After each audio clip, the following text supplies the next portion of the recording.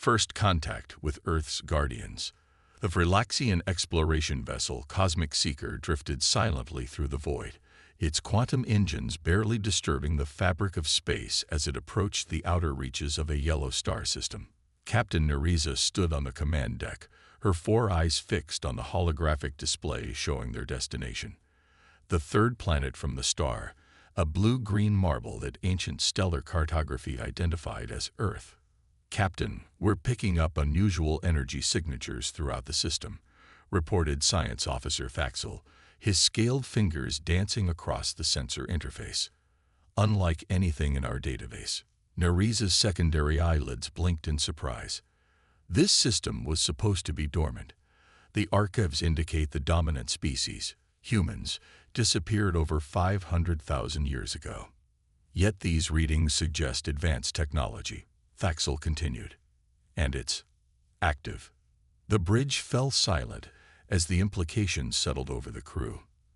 The Verlaxian Consortium had spent centuries mapping abandoned civilizations across the galaxy, cataloging their achievements and disappearances. Earth was meant to be another archaeological expedition, not a first contact scenario. "Bring us closer, but maintain stealth protocols," Nereza ordered. "I want visual confirmation." As the Cosmic Seeker approached the orbit of the fourth planet, the ship's sensors triggered an urgent alert. Second Officer Kellix leaned forward at his station, mandibles clicking nervously. "Captain, multiple objects detected in defensive formation around the third planet. They're warships."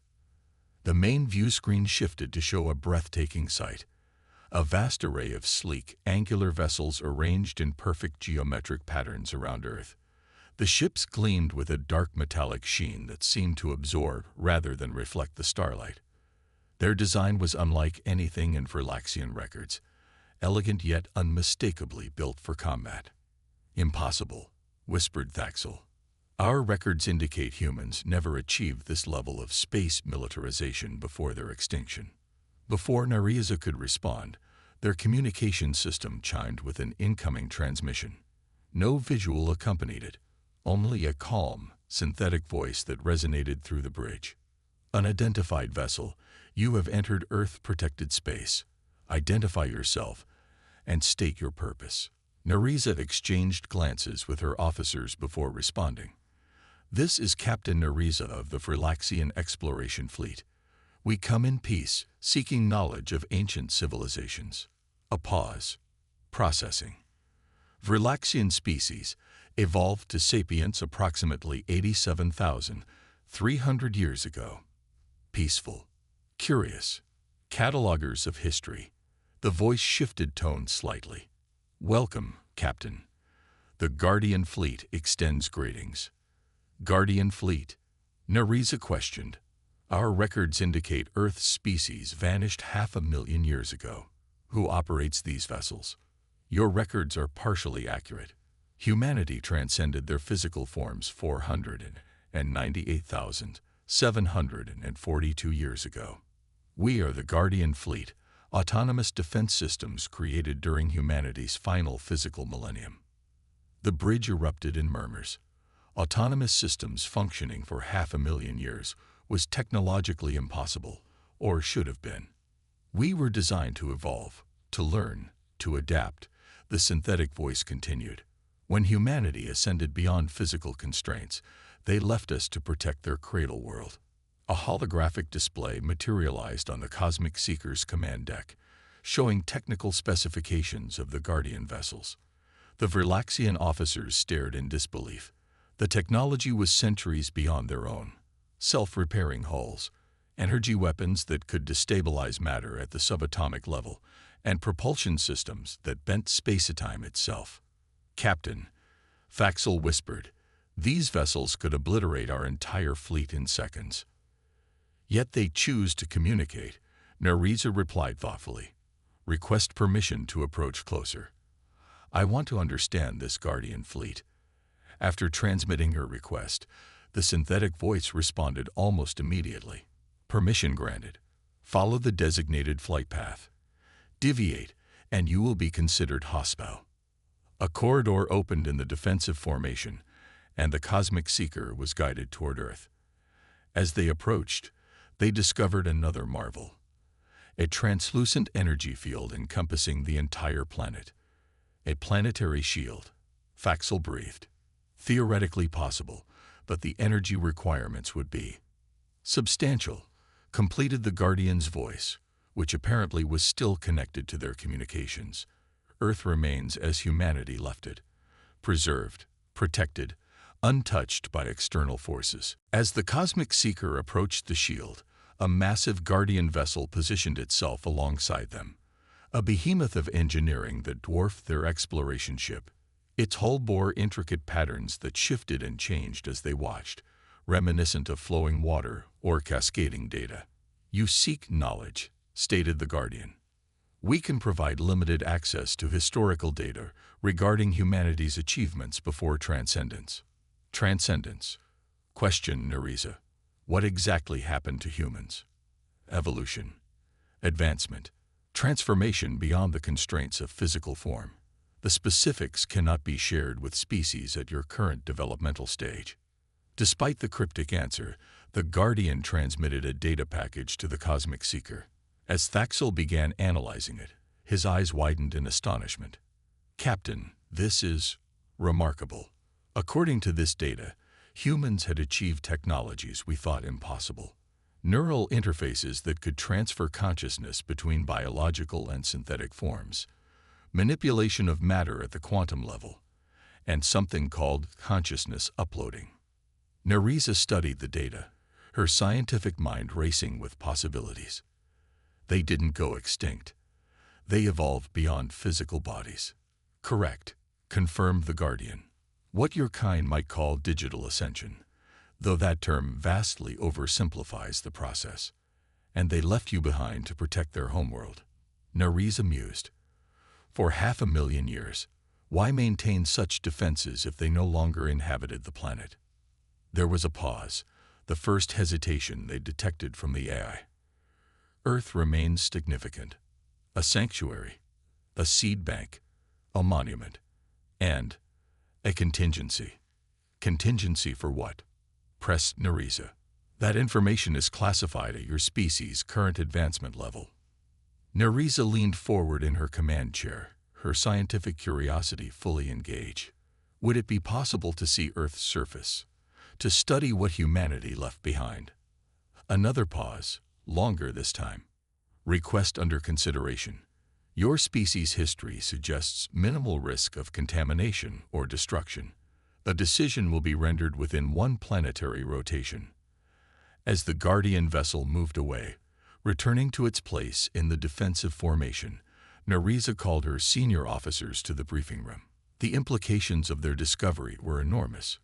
A civilization that had transcended physical form, leaving behind an automated defense fleet that had maintained vigilance for 500,000 years. "We need to proceed carefully," she told her team. "This discovery changes everything we thought we knew about technological evolution and artificial intelligence." Thaxel nodded, still reviewing the data they'd received. "Captain, according to these files, the Guardian fleet isn't just a defensive measure. It's been actively evolving, improving its technology over the centuries. What we're seeing may be the result of 500,000 years of self-directed technological advancement." "The question is," said Kellex, "what are they protecting Earth from? Why maintain such an extensive defense system around a planet whose inhabitants have transcended?" Before Nerissa could respond, a notification chimed on the ship's communication system. The Guardian Eye had reached a decision. "Captain Nerissa of the Frilaxian Exploration Fleet," the synthetic voice announced, "your request to observe Earth's surface has been approved with conditions. You may send a shuttle with up to 5 crew members through a designated corridor in the planetary shield. You will be escorted by Guardian drones at all times. Any attempt to remove artifacts or interfere with Earth's ecosystem will result in immediate termination." Nerissa felt a chill at the matter-of-fact delivery of the threat, but she couldn't pass up this unprecedented opportunity. "We accept your conditions," she replied, "and we thank you for this rare privilege." As preparations began for the surface expedition, Nerissa gazed at the blue-green planet on the view screen. What secrets awaited them on the world that had given birth to a species advanced enough to transcend physical existence? And what dangers lurked in the cosmos that necessitated such formidable defenses around an apparently abandoned world? Tomorrow, they would begin to find out. The truth behind humanity's legacy. The Verlaxian shuttle descended through Earth's atmosphere, flanked by two Guardian drones, sleek, silent machines that resembled metallic birds of prey. Through the viewport, Captain Nerissa watched as clouds parted to reveal a landscape both alien and oddly familiar from the historical records they'd studied. "Life signs are abundant," reported Thaxel, monitoring the shuttle sensors. "The ecosystem appears remarkably intact, possibly even more diverse than during humanity's physical presence." The shuttle touched down in a clearing surrounded by towering trees. What had once been a major human settlement called New York now existed only as subtle contours beneath a verdant forest. Nature had reclaimed most of humanity's surface structures, but not all evidence of their existence had vanished. As the exploration team stepped onto Earth's soil, Nerissa felt a profound sense of history. They were the first non-human sapients to set foot on this planet in 500,000 years. "Remain within 50 meters of the shuttle," instructed one of the Guardian drones, its voice the same calm synthetic tone they'd heard in orbit. "You may observe and scan, but touch nothing without authorization." The team spread out, recording everything their instruments could detect. Kellex discovered the first artificial structure, a gleaming spire that rose from the forest floor, its surface unmarred by time or elements. "Impossible," he muttered. "This material should have degraded over the centuries." "Self-maintaining nanotechnology," explained the Guardian drone. "The monuments were designed to persist indefinitely." As they approached the structure, its surface shimmered and transformed into a cascade of symbols and images, a visual language that shifted faster than they could process. "What is it showing us?" asked Nerissa, fascinated. "A historical record. The monument responds to conscious observation, displaying information appropriate to the observer's level of understanding. The images slowed, resolving into scenes they could comprehend. Human history, technological advancement, philosophical evolution. The final sequences showed humans interfacing with machines, their bodies becoming less relevant as their minds expanded." "The transcendence," whispered Thaxel. "We're seeing how they evolved beyond physical form." The Guardian drone hovered closer. A simplified representation, but essentially accurate. Humanity reached a point where biological bodies became limiting. The transition occurred gradually over centuries, not overnight as your records suggest. Nerissa turned to the drone. "And the defensive fleet? Why maintain such formidable protection around a world without physical inhabitants?" The drone's sensors focused on her. "Follow me. There is something you should see."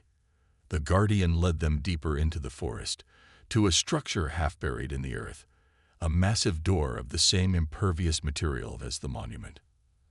At the drone's signal, the door slid open, revealing a descending passage illuminated by soft blue light. "This facility predates the Transcendence," explained the Guardian. "One of many established worldwide during humanity's final physical millennium." The underground complex was immense, a vast chamber filled with technology that somehow appeared both ancient and futuristic. At its center stood a crystalline structure that pulsed with inner light, surrounded by fields of what looked like suspended seeds or spores. "A vault," breathed Thaxel, scanning the chamber. "Containing genetic material, biological templates." "Correct," confirmed the Guardian. "Earth serves multiple purposes.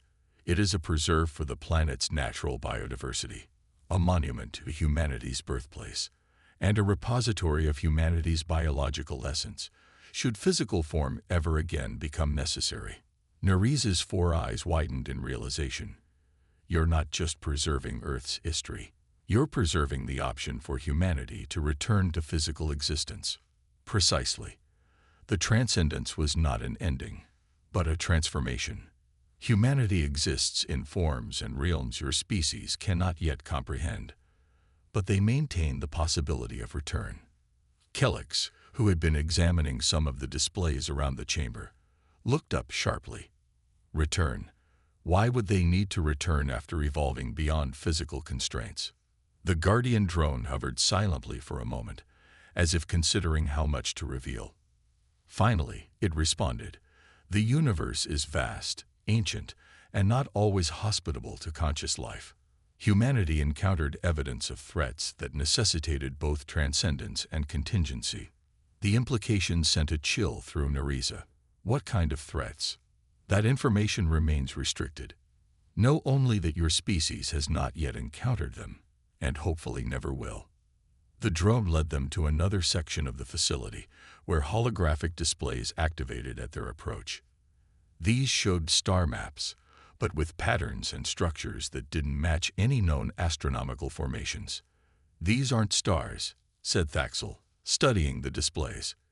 "They're consciousness clusters, networks of transcended minds." "A crude but serviceable interpretation," acknowledged the Guardian. "Transcended humanity exists primarily in these configurations, exploring realities beyond physical space." Nerissa approached another display, showing a timeline that extended far beyond the present. "And these markers, they appear to be scheduled events thousands of years in the future. Observation windows, periodic connections between transcended consciousness and physical reality. What you might call checking in." The revelation stunned the Phylaxian team. Not only had humanity not disappeared, but they maintained an ongoing relationship with their homeworld, across timescales that dwarfed most species' historical records. As they continued exploring the facility, they discovered more evidence of humanity's foresight. Automated systems designed to run for millions of years, contingency plans for countless scenarios, and technologies that seemed to defy the known laws of physics. "Captain," called Kellex from a separate chamber, "you need to see this." They found him standing before a display showing thousands of points of light spreading outward from Earth, a diaspora of some kind. "These are other Guardian fleets," explained the drone, "established throughout this galaxy and beyond." Earth was humanity's cradle, but not their only home. Before transcendence, they seeded hundreds of worlds, established outposts in deep space, and created refuges hidden between the stars, all protected by guardians like you. Asked Nerissa. Each adapted to its specific purpose. Some guard, some build, some explore, some remember. Together, we maintain humanity's physical legacy while they explore existence beyond traditional constraints. As their permitted observation time neared its end, the Guardian led them back to the surface.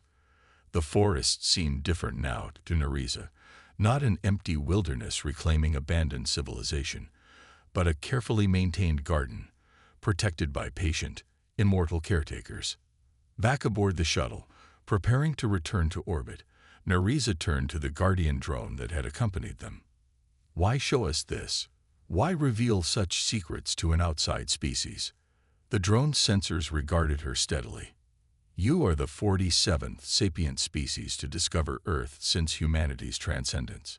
Each visit is recorded, each visitor evaluated. Knowledge is shared selectively. A test and an invitation." "A test," echoed Nerissa. "Humanity believes that consciousness, wherever it arises, follows certain patterns of evolution. Those who seek knowledge without destruction, who explore without conquering, may one day follow similar paths." The implication was clear. Humanity was watching the evolutionary journey of other sapient species, perhaps guiding them subtly toward their own form of transcendence. As the shuttle ascended back through the atmosphere, Nerissa gazed down at the blue-green planet below. For 500,000 years, it had been protected by an autonomous fleet that had not only maintained its vigil but evolved and improved. And somewhere beyond physical reality, transcended humanity continued to exist, watching and waiting. The Cosmic Seeker departed Earth's solar system the following day, carrying data and observations that would revolutionize Phylaxian understanding of technological evolution, artificial intelligence, and the potential future of conscious life. The Guardian fleet resumed its eternal vigil, hidden patterns shifting within its perfect formation. And deep within the quantum substrate that underlay physical reality, patterns of transcended consciousness noted the Frilaxian departure with something akin to approval. Another species had passed the initial threshold, demonstrating curiosity without aggression, respect without fear. They would be watched with interest. Perhaps in time, they too would join the community of transcended minds that humanity had discovered was not unique to Earth, but rather a natural evolutionary stage for conscious life throughout the cosmos. The pattern continued as it had for 500,000 years, and would for millions more,